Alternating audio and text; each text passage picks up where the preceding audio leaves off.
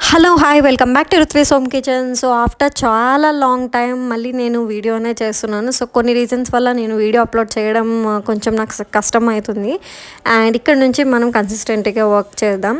So ఇక్కడ నేను చూపించే ఈ రెసిపీ వచ్చేసి గోరుచిక్కుడుకాయ రెసిపీ అండి. సో ఏం అవసరం లేదు, జస్ట్ మీరు ఒక 5 minutes కూడా అవసరంలే, కట్ చేసుకొని పక్కన పెట్టుకొని ఇన్స్టెంట్ గ్రేవీ ఇది ప్రిపేర్ చేసుకొని ఉంచితే జస్ట్ 5 minutesలో మీ కర్రీ అనేది అయితే ప్రిపేర్ అవుతుంది.